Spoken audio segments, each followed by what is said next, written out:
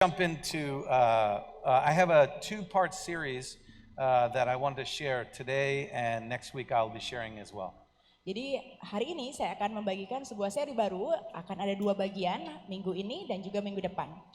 I don't know about you, but I actually believe that when God created us, He put something inside us, a desire to like please our parents. I don't know, do you ever feel that? Like that you really want to just please your parents? Saya nggak tahu tentang Bapak Ibu ya, tapi menurut saya setiap dari kita diciptakan dengan sebuah keinginan untuk menyenangkan orang tua kita. Even when our parents are like dysfunctional and not very good, we still have this deep desire in us that we want them to be pleased with. Walaupun misalnya keluarga kita itu disfungsional atau tidak baik, tapi kita tetap memiliki keinginan untuk menyenangkan mereka. My father went to all my sporting events, and I played a lot of sports. And when I would score a goal or whatever, I would always look up in the stands for my dad, who would be clapping for me. Ayah saya, walaupun waktu saya kecil itu saya berada di berbagai pertandingan olahraga ya, dia selalu datang ke setiap pertandingan olahraga saya dan setiap kali saya mencetak gol, dia selalu tepuk tangan dan saya selalu lihat di kursi penonton di mana dia berada. And I think we all have that desire in our hearts to please our parents. Jadi menurut saya setiap dari kita punya kerinduan di hati kita untuk menyenangkan orang tua kita. But I also believe that in our hearts, that same desire to have our parents pleased with us, we have the same feeling when it comes to God.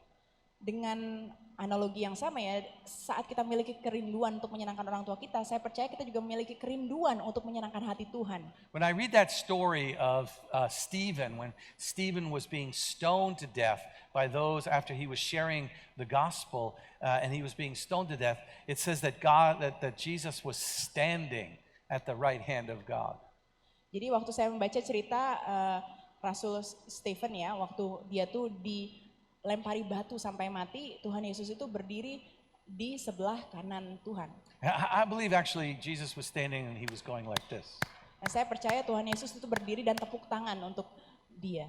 Don't you want to do something for God? Do something that causes God to, his heart to leap up and him to stand up and go, that's my son, that's my daughter.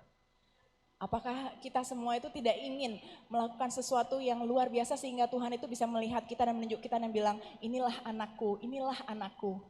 Well, in the next couple of weeks we're going to talk about this. We're going to look at the story of Noah. So it's a bit long, but we're going to read some of the places, and so I'm going to let you read the bahasa, make it easier. Jadi dalam minggu ini dan minggu depan kita akan melihat tentang cerita Nuh. Dan We're going to saya akan talk membacakan Genesis 6, 7, and 8. So we're going to jump around a little, ya. Dari Kejadian pasal 6. Ketika dilihat Tuhan bahwa kejahatan manusia besar di bumi dan bahwa segala kecenderungan hatinya selalu membuahkan kejahatan semata-mata, maka menyesallah Tuhan bahwa ia telah menjadikan manusia di bumi dan hal itu memilukan hatinya. Berfirmanlah Tuhan, aku akan menghapuskan manusia yang telah kuciptakan itu dari muka bumi, baik manusia maupun hewan dan binatang-binatang melata dan burung-burung di udara, sebab aku menyesal bahwa aku telah menjadikan mereka. Tetapi Nuh mendapat kasih karunia di mata Tuhan. Before we go on, it's very interesting here, we see God very grieved over man. He's looking down and he's just not, he says the whole world is just full of violence. Jadi sebelum kita masuk ke perikop berikutnya, saya mau menekankan di sini bahwa kita lihat Tuhan itu hatinya pilu ya, karena dia melihat kejahatan manusia yang terjadi di dunia He ini. says that he even regretted making man. Now that had to even just pierce his heart just saying it. Bahkan Tuhan bilang dia menyesal menciptakan manusia. Apakah itu bukan sesuatu yang benar-benar menujam jantung kita ya? And we see this picture of the Lord just looking down at the earth, and he's all grieved, and it looks like he's looking for something or someone, and all of a sudden it says he sees Noah, and he says, and Noah found favor with the Lord. Dan ini seolah-olah Tuhan tuh sedang melihat dunia yang rusak ini dan tiba-tiba Tuhan melihat ada satu orang yang berkenan di hatinya, yaitu Nuh. Wouldn't you want God to look down in a total chaos and mess and violence and sin, and look down and say, oh, there she is, there he is. Look down and see you. Bukankah kita semua mau di tengah-tengah dunia yang semakin kacau ini Tuhan bisa melihat ke bawah dan dia menemukan kita. Dan dia bilang, inilah anak saya. And then we'll keep reading, yeah? These two. Nah, saya akan lanjutkan ya Bapak Ibu dari Kejadian 6 tadi ayat ke-9. Inilah riwayat Nuh. Nuh adalah seorang yang benar dan tidak bercela di antara orang-orang sejamannya dan Nuh itu hidup bergaul dengan Allah. Berfirmanlah Allah kepada Nuh, aku telah memutuskan untuk mengakhiri hidup segala makhluk sebab bumi telah penuh dengan kekerasan oleh mereka. Jadi aku akan memusnahkan mereka bersama-sama dengan bumi. Buatlah bagimu sebuah bahtera. You know, it's really funny. As we're reading this, I was just reminded of something that happened here in when we were building the building. Waktu saya membaca ayat ini ya, saya jadi ingat waktu kita sedang membangun gedung ini. We used to come up to this parking lot because it was just empty, and we used to come up and pray. We prayed many, many times. I even drove my motorcycle around 7 times, you know, this whole area praying. Kita berada di tempat ini, waktu itu kita berdoa sering sekali setiap kita ada di tempat ini. Bahkan saya mengendarai motor saya keliling 7 kali di tempat ini ya sambil berdoa Bapak Ibu. And I can't tell you, like, I can't say that I'm anybody, but I can't tell you how many times when I was praying on this parking lot that I kept feeling the earth shaking. I kept saying, the earth is shaking underneath us. Dan saya nggak tahu berapa kali yang terjadi waktu saya berdoa di sini, saya merasa tanahnya ini, tempat ini tuh berguncang gitu ya. Jadi saya merasa di bawah saya ini berguncang. I wasn't as bright as Noah because like I thought, wow, God's going to really move when we build this building. God's really going to move. I actually believe God was saying, there's going to be earthquakes coming, and I didn't hear it right. You know. Saya berpikir, seperti Nuh misalnya, Tuhan akan pakai tempat ini luar biasa ya, nanti akan ada pergerakan sampai bergetar-bergetar. Tapi ternyata maksud Tuhan mungkin nanti akan ada gempa bumi di sini. Gitu. Because if you remember, when we built this building, we had some massive earthquakes right before we moved in. I think God was telling me something, I just wasn't listening. Karena kalau Bapak Ibu ingat ya, waktu kita lagi bangun gedung ini tuh ada gempa bumi yang begitu besar yang terjadi ya. Jadi sebenarnya mungkin waktu itu saya salah paham apa yang Tuhan coba bilang dengan goyangan-goyangan itu. But found favor in the Lord, and in finding favor, God warned him of what was going to happen in the future. Don't you want to find favor in the Lord, and then he like tells you about problems coming, you know, that you can save yourself from? Jadi di ayat tadi dikatakan bahwa Nuh mendapat kasih karunia di mata Tuhan. Bukankah kita semua ingin mendapatkan kasih karunia di mata Tuhan? Jadi Tuhan juga bisa beritahukan kepada kita apa yang akan terjadi di masa depan sehingga kita bisa mengantisipasinya. And remember, this is like over 50 years all happens. He's telling Noah this, and so Noah builds the ark. Jadi ini yang terjadi, kejadian tadi itu adalah 50 tahun sebelum banjirnya itu datang. And then when he builds the ark, I'm just making sure if you don't know the story, and then he has all the animals and he gets in the boat, and then the flood comes and wipes everyone out, and he's in the boat and his family is safe and and the animals are safe. Jadi setelah Nuh mendengar firman Tuhan itu, dia membangun bahteranya dan dia mulai mengumpulkan keluarganya, lalu binatang-binatang seperti yang Tuhan suruhkan kepada dia, dan dia masuk ke bahtera itu, lalu banjir datang, lalu banjir itu surut dan seluruh keluarga dan binatang-binatang itu aman. And then in chapter 8, the floods go away, so we'll read from there, ya. Dan di Kejadian 8 kita akan baca bahwa banjir itu surut. Jadi saya bacakan ya dari Kejadian 8 ayat 13. Dalam tahun ke-601 dalam bulan pertama pada tanggal 1 bulan itu sudahlah kering air itu dari atas bumi. Kemudian Nuh membuka tutup bahtera itu dan melihat-lihat. Ternyatalah muka bumi sudah mulai kering. Dalam bulan kedua pada hari yang ke-27 bulan itu bumi telah kering. Lalu saya lanjutkan ke ayat 18 sampai 21. Lalu keluarlah Nuh bersama-sama dengan anak-anaknya dan istrinya dan istri anak-anaknya. Segala binatang liar, segala binatang melata dan segala burung, semuanya yang bergerak di bumi, masing-masing menurut jenisnya keluarlah juga dari bahtera itu. Lalu Nuh mendirikan mezbah bagi Tuhan dari segala binatang yang tidak haram dan dari segala burung yang tidak haram. Diambilnyalah beberapa ekor lalu ia mempersembahkan korban bakaran di atas mezbah itu. Ketika Tuhan mencium persembahan yang harum itu, berfirmanlah Tuhan dalam hatinya, aku takkan mengutuk bumi ini lagi karena manusia. It's not about the flood I want to talk about. It's about verse 21. Jadi bukan tentang banjir yang mau saya ceritakan hari ini. Saya mau berbicara tentang ayat 21. It says the Lord smelled this pleasing aroma and he said in his heart. Ketika Tuhan mencium persembahan yang harum itu, berfirmanlah Tuhan dalam hatinya. There's something amazing that happens here when Noah gives this offering. Jadi ada sesuatu yang luar biasa, sesuatu yang menakjubkan terjadi saat Nuh ini memberikan persembahannya. It says, when the Lord saw and he smelled the offering, it said, he said in his heart. Saat Tuhan mencium persembahan yang harum dari Nuh itu, berfirmanlah Tuhan dalam hatinya. And in my limited research that I checked it out, there's nowhere else in Scripture where it says that the Lord said something from his heart. Jadi saya dalam kajian saya yang terbatas ya, saya berusaha melihat di Alkitab, menurut saya tidak menemukan ada satu kata pun yang berkata, berfirmanlah Tuhan dalam hatinya. He said something in his heart, so in his something happened to his innermost being of God. Something happened with this offering. Jadi dengan persembahan ini ada sesuatu yang terjadi dalam relung hati Tuhan yang paling dalam. And this offering, when he said it from his heart, he made an eternal declaration. Jadi setelah Tuhan mencium persembahan yang harum itu, Tuhan membuat pernyataan yang kekal. So this offering was so pleasing to God. This sacrifice was so pleasing that he said from his heart, never again. He made a declaration, eternal declaration. Persembahan yang harum ini begitu berkenan di hadapan Tuhan, maka Tuhan berfirman dalam hatinya dan dia menyatakan bahwa tidak akan lagi terjadi seperti ini. This offering caused God to pour out of his heart a covenant to man. Jadi persembahan yang harum ini membuat Tuhan memberikan perjanjian kepada manusia. And what's really interesting about what happened here is this offering changed everything, even though it didn't change anything.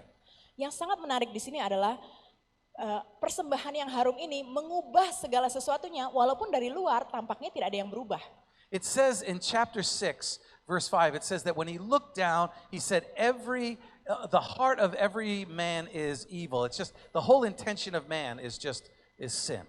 Tadi di Kejadian 6 pasal ayat 5 dikatakan bahwa Tuhan melihat bahwa segala kecenderungan hati manusia itu adalah keji atau jahat. And we go through the whole story of Noah, and then Noah comes out of the ark, he gives an offering, and God says this.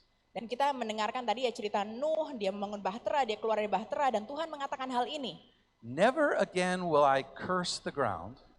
Tuhan berfirman, aku takkan mengutuk bumi ini lagi. I'll never curse the ground because of the humans. Aku takkan mengutuk bumi ini lagi karena manusia. Even though every inclination of their heart is evil from childhood. Sekalipun yang ditimbulkan hatinya adalah jahat dari sejak kecilnya. Nothing changed. Gak ada yang berubah. From chapter 6, man was evil all the time. At the end of the whole thing, he says, man is evil all the time. Nothing changed, but everything changed. Jadi kalau Bapak Ibu lihat dari Kejadian 6 sampai Kejadian 8, gak ada yang berubah. Manusia tetap keji, tetap jahat. Tapi ada sesuatu yang sangat fundamental yang berubah. The heart of God changed. It changed towards the evil intents of man. It's weird. It's really crazy. Hati Tuhan berubah. Walaupun dia melihat begitu banyak kecenderungan hati manusia yang jahat, tapi hati Tuhan berubah.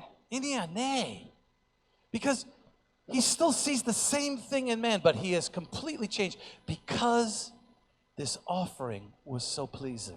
Jadi ini adalah suatu hal yang aneh karena Tuhan melihat persembahan yang harum dan tiba-tiba hatinya berubah. I talked earlier about wanting to please God. Don't you want to please God?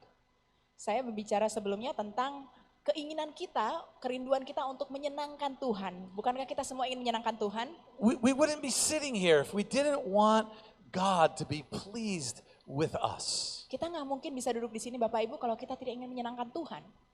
And I want to do something that, like Stephen, I want to do something for God that causes him to stand up and go, "That's my son." Nah, saya mau seperti Stefanus ya, saya mau seperti Tuhan itu melihat saya dan bilang, itulah anak saya. Don't you want to hear, "Well done, good and faithful servant"? Bukankah kita semua ingin mendengar kerja yang baik, hambaku yang setia. But this offering was so amazing that not only was his heart changed, his heart never really changed for Noah, but his heart changed, what Noah did changed his heart towards everything. Persembahan yang harum tadi itu sangatlah penting karena hati Tuhan tuh berubah, bukan hanya karena Noah, tapi hati Tuhan tuh berubah untuk melihat semua manusia di dunia ini. So what was it, or how can we offer a sacrifice that does this to the heart of God? Jadi bagaimana caranya kita bisa mempersembahkan persembahan yang berkenan dan menyentuh hati Tuhan? How do we offer sacrifices that are sweet and pleasing to our Lord, that touch his heart?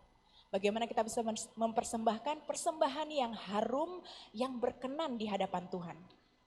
Well, when we look at this story, I would say the first thing is that it starts, if we want one of those kind of sacrifices, it starts long before the sacrifice. Kalau kita ingin membuat persembahan seperti itu, persiapannya itu jauh sebelum kita memberikan persembahan itu. It starts long before the sacrifice is made.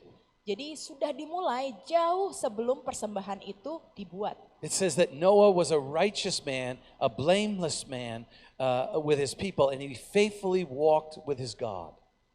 Jadi tadi dikatakan bahwa Noah atau Nuh adalah orang yang benar, tidak bercela di zamannya dan dia bergaul akrab dengan Allah. That was said about him long before he ever made this sacrifice and this offering. Dan itu sudah diceritakan jauh sebelum Nuh itu memberikan persembahan yang harum. You know, sometimes, well, I'll just say it this way. Many of you are so faithful to offer up sacrifices of praise on Sunday morning. Banyak dari kita setiap hari Minggu sangatlah setia untuk menaikkan pujian dan penyembahan kepada Tuhan, ya.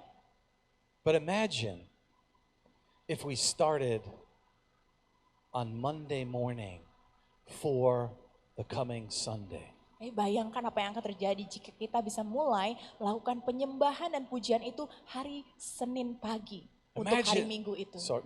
Imagine if we walked faithfully and blamelessly all week because we wanted to offer a sacrifice on Sunday morning that would be a sweet smelling fragrance. Bayangkan kalau kita sudah bisa mulai persembahan itu dari hari Senin pagi Bapak Ibu, sesuatu yang kudus, sesuatu yang tidak bercela di hadapan Tuhan untuk hari Minggunya bisa kita naikkan pada Tuhan.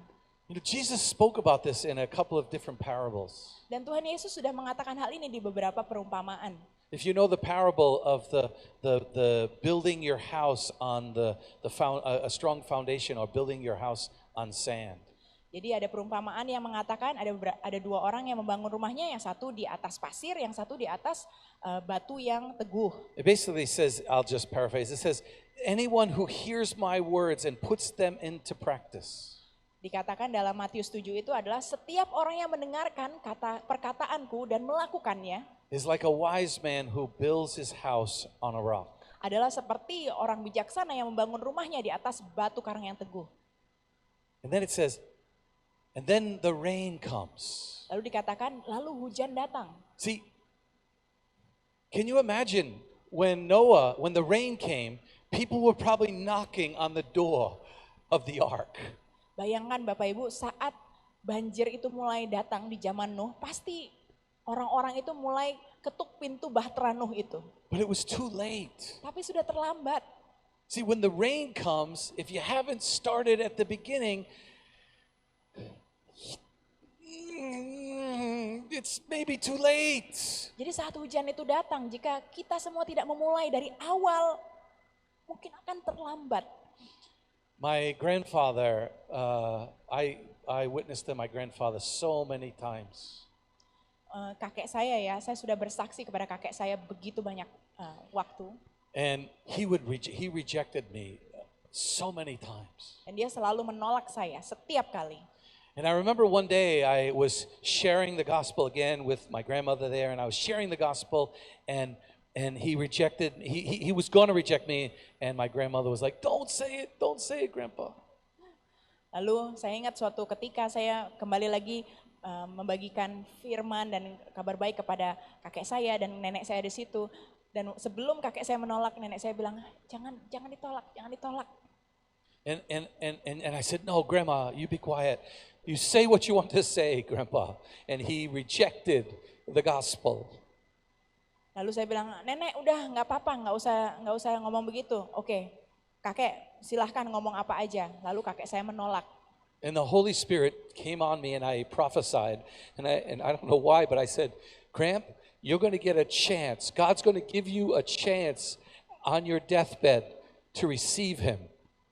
Lalu saya bernubuat ya untuk kakek saya. Saya bilang, kakek nanti Tuhan akan berikan kamu kesempatan sebelum kamu meninggal. And he said, I'll think of you when I'm there. And I said, "Don't think of me."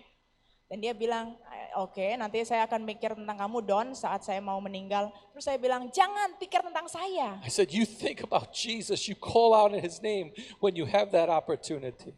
Pikirkan tentang Yesus, panggil nama Yesus saat kamu punya kesempatan itu. I'll tell you the whole story. The night before he died, Jadi cerita lengkapnya, malam sebelum dia meninggal, my grandmother's pastor used to come to her house and have communion with her because she loved communion and she was too old to go out. jadi pastor dari nenek saya biasanya pendeta dan nenek saya tuh datang ke rumahnya karena nenek saya udah terlalu tua untuk datang ke gereja dan biasanya mereka melakukan perjamuan kudus. And my grandfather he always refused communion. He always sat in the other room. But that night, the pastor said, "Why don't you ask Dell," his name was Dell, "to come in and have communion with us?" And my grandmother said, No, he'll just say no. Lalu malam itu biasanya kakek saya itu selalu berada di ruangan lain saat mereka melakukan perjamuan kudus. Tapi malam itu pendetanya nanya, kenapa enggak undang Del aja nama kakek saya untuk datang dan bergabung sama kita di perjamuan kudus. Lalu nenek saya bilang, enggak, dia selalu menolak biasanya. That night was the first time he ever said yes and took communion. Tapi malam itu pertama kalinya kakek saya bilang, iya. Dan dia mengambil perjamuan kudus. He went back in the other room, fell asleep and died. Dia pergi ke ruangan lain, lalu dia tidur dan dia meninggal. I could say it this way, he was lucky. Saya bisa bilang bahwa kakek saya itu beruntung. We don't know when the storm is coming. Kita tidak tahu kapan badai itu akan datang. We don't know when the rain is coming. Kita tidak tahu kapan hujan itu akan datang. We don't know when this ticker will stop ticking. Kita tidak tahu kapan jantung kita berhenti berdetak. Don't wait until it's too late. Call out to him now. Start now so the sacrifice is great. Jangan tunggu sampai terlambat. Panggil nama Tuhan sekarang supaya persembahan yang harum itu boleh diberikan saat ini. Start building on the foundation now so that next week the sacrifice of praise is even sweeter. Jadi berdirilah, bangunlah di atas fondasi yang kokoh itu mulai saat ini supaya saat kita bertemu Tuhan lagi di hari Minggu itu kita sudah memiliki persembahan yang sungguh harum. So if you want to offer a pleasing sacrifice, it starts way earlier than the offering. Jadi jika Bapak Ibu ingin memberikan persembahan yang harum yang berkenan di hadapan Tuhan, itu dimulai jauh sebelum kita memberikan persembahan itu. Second thing I notice here in this offering that changed the heart of God. Jadi hal kedua yang saya amati di sini yang mengubah hati Tuhan. It says that Noah took from the clean animals. He took the clean animals to give the offering. Diceritakan tadi bahwa Nuh itu mengambil persembahan itu dari binatang yang bersih ya, tidak bercela. So the offering was pure. Jadi persembahannya itu adalah murni atau kudus. We'll talk probably about that next week. Kita akan bicara lebih lanjut minggu depan. But it's not so much the offering that was pure. It was the giver. It was the offerer who was pure. Tapi di sini bukan hanya persembahannya saja yang kudus atau yang murni, tetapi yang memberikan persembahan itu hatinya juga kudus dan murni. See, I have a feeling that God, when he was looking down, when he looks down at an offering, he's not really looking at the offering. He doesn't need it. Saya punya perasaan gini ya, kalau Tuhan melihat ke bawah saat dia melihat ada persembahan yang dipersembahkan kepada dia di hadiratnya, Tuhan tuh sebenarnya tidak terlalu butuh persembahan itu. You know, I remember when my daughter, she was, oh boy, was she maybe 8 years old. Saya ingat waktu anak perempuan saya berusia 8 tahun, And we came to, I think we were going to a McDonald's or something, you know. dan kayaknya kita waktu itu pergi ke McDonald ya. And for some reason, you know, my wife mencuri semua uang. Some reason my wife took all my money. Dan saya nggak tahu kenapa, tapi waktu itu istri saya mencuri semua uang saya. So I didn't have money to pay, and I looked over at my daughter. I said, "You have any money?" And she said, "Yeah, I have $10." So I said, "Give me the $10," and I paid I paid for the meal. Dan waktu itu waktu saya sadar saya nggak bawa uang, saya lihat ke anak perempuan saya, "Kamu punya uang nggak?" "Iya, ada $10." Oke, kasih saya duitnya.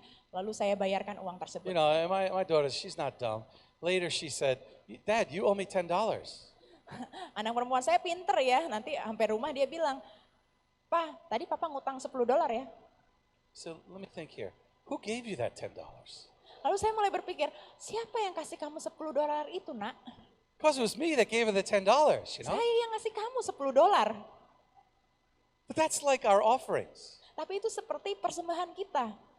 We think we're offering something to God, but he's the one who gave it to us. Kita merasa kita memberikan sesuatu kepada Tuhan, tapi sebenarnya Tuhan sudah sediakan itu. Tuhan yang berikan itu kepada kita. So in a lot of ways, I don't believe he's looking at the offering as much as he's looking at the offerer.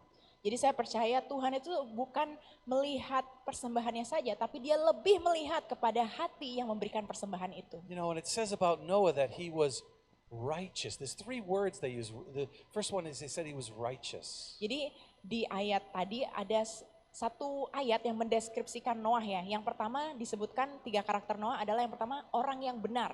When you look that word up, it says that he was a just man, fair in business and with the dealings of other people. Jadi arti orang benar itu adalah orang yang adil, yang jujur dalam menangani urusan dengan orang lain dalam bisnis juga. Really not talking about like morality as much as how he dealt with his businesses, practices, and how he dealt with people. He was righteous. He was righteous. Jadi ini bukan hanya tentang moralitas, tapi bagaimana dia sungguh-sungguh jujur dalam menangani semua urusan dengan orang lain, dengan bisnisnya. Jadi dia seorang yang jujur. 2 Chronicles 16 says, "The eyes of the Lord search the whole earth." Jadi dalam 2 Tawarikh 16 dikatakan bahwa karena mata Tuhan menjelajahi seluruh bumi. His eyes search in order to strengthen those hearts who are fully committed to him. Untuk melimpahkan kekuatannya kepada mereka yang bersungguh hati terhadap dia. Very similar to Genesis. God is looking through the earth for those who are committed to him because he wants to strengthen them. Jadi sama seperti di kitab Kejadian ya, Tuhan melihat ke bawah, ke dunia ini dan dia mencari orang-orang yang sungguh hatinya dan dia mau menguatkan mereka. And then it says that Noah was blameless. Lalu karakter Nuh yang kedua adalah dia orang yang tidak bercela.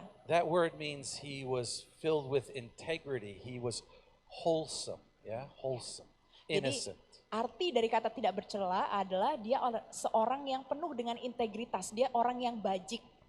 It's more than simply acting correctly. Kalau kebajikan itu bukan berarti kita berpura-pura jadi orang baik. Something about an innocent heart that the Lord is just drawn to a pure and innocent heart. Tapi memiliki hati yang tulus, yang tidak berdosa, hati yang menarik perhatian Tuhan. Blessed are the pure in heart, for they shall see God. Diberkatilah orang-orang yang tulus hatinya karena mereka akan melihat kerajaan Allah. And then finally it says that Noah he faithfully walked with God. Lalu karakter Nuh yang ketiga adalah ia gaul akrab atau bergaul karib dengan Allah. I'm a sports guy, so there's a sports phrase. Ya, saya suka olahraga ya. Jadi ada sebuah frase dari olahraga. What you do in practice, you do in the game. Apa yang kamu lakukan di saat kamu latihan, kamu akan lakukan juga di pertandingan. If when you're faithful with the little things, God will make you faithful with much. Jika kita setia dalam hal yang kecil, kita akan setia juga dalam hal yang besar. When you spend the time walking blamelessly and faithfully with the Lord, then He will carry you through the hard times. Jadi saat kita bisa berjalan dengan tidak bercela di hari-hari yang biasa, maka di saat yang sulit pun Tuhan akan membawa kita. As pastors, we deal with a lot of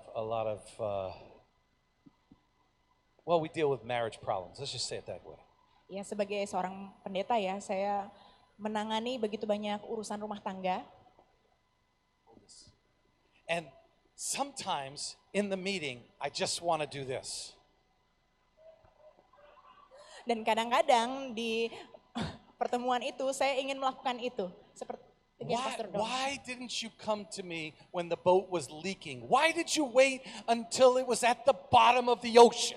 Saya pengen teriak sama mereka, kenapa baru datang sekarang saat perahunya ini udah tenggelam di dasar laut? Kenapa nggak datang waktu masih bocornya tuh sedikit? Maaf. Maaf. But if you have small problems now, fix them now. Don't wait until Jadi the shipwreck.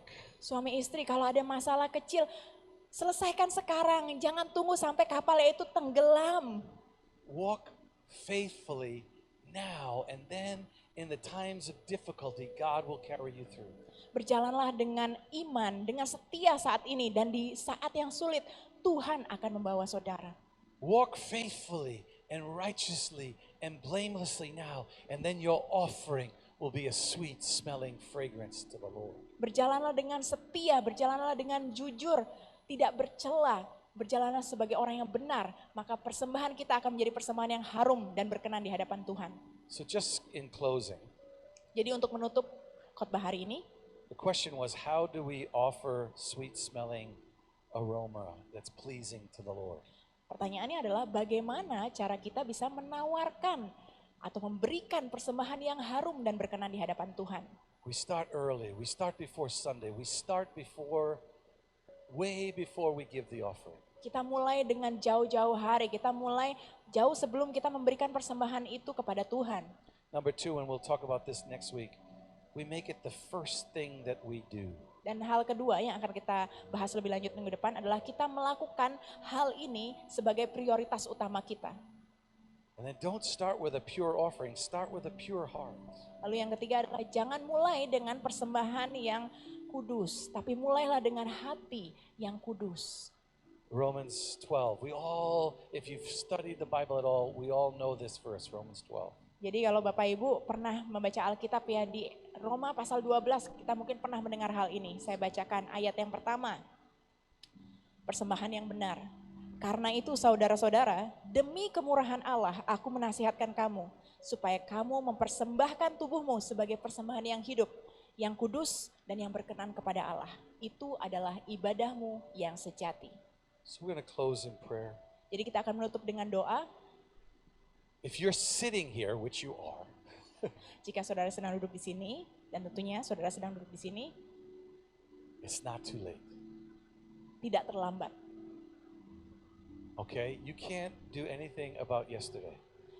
Kita tidak bisa melakukan apapun tentang masa lalu, tentang hari kemarin. And I would say the devil even wants to make you think, oh, I will fail tomorrow. Bahkan si jahat itu membuat kita berpikir, oh besok kita akan gagal lagi. We can't determine tomorrow, Kita nggak bisa menentukan hari esok, but we can deal with now. tapi kita bisa memutuskan apa yang mau kita lakukan hari ini.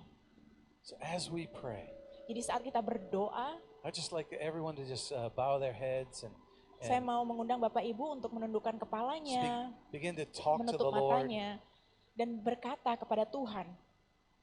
If you feel like, well, I haven't really started the way I should, and you want to start now, I want you to raise your hand and say, I want to start walking blamelessly and righteously before the Lord. Jika Bapak Ibu merasa Tuhan, aku belum benar-benar berjalan sebagai orang yang benar, yang tidak bercela di hadapan-Mu, tapi hari ini aku mau berjalan Tuhan sebagai orang yang benar, tidak bercela, menjadi persembahan yang harum itu di hadapan-Mu Tuhan. If that's you, I just want you to just Jika itu slip up your Bapak hand. I want to Ibu, pray for you. teman-teman angkat tangannya, boleh angkat tangannya, kita akan berdoa, Amen. berdoa untuk kalian. Amen. Amin. Ya, kita berdoa. Silakan angkat tangannya. And if you in your heart right now say, Lord, I want to start looking to make an offering, a pleasing, sacrificial offering of praise to you next week. I want to start today. If you want to do that, I want you to raise your hand. I want to pray for you. And I want us to start today to make an offering for next Sunday. Dan juga Bapak Ibu jika merasa, Amen. Tuhan, aku ingin memberikan persembahan itu mulai dari sekarang Tuhan. Aku ingin memberikan persembahan yang harum itu bukan besok tapi hari ini Tuhan, untuk hari Minggu depan Tuhan. Tuhan, aku ingin memberikan persembahan itu. Jika itu Bapak Ibu boleh angkat tangannya, saya akan berdoa buat saudara. Lord, I pray for all those who want to offer you a sweet smelling fragrance. Tuhan, aku berdoa untuk seluruh jemaat-Mu Tuhan yang ingin memberikan persembahan yang harum dan berkenan di hadapan-Mu. Lord, I thank you that you wash away all our past. We ask you to forgive us of everything we've done from yesterday and backwards. Tuhan, kami bersyukur Tuhan karena Engkau telah mengampuni seluruh dosa-dosa dan kesalahan masa lalu kami Tuhan, dari hari kemarin sampai sebelumnya. Kami bersyukur Tuhan Engkau telah menghapuskan semua dosa-dosa kami. Today we commit to pleasing you in everything we say and do. Tuhan, hari ini kami membuat komitmen untuk membuat hidup kami dan apapun yang kami lakukan itu berkenan di hadapan-Mu. Oh, how we love you.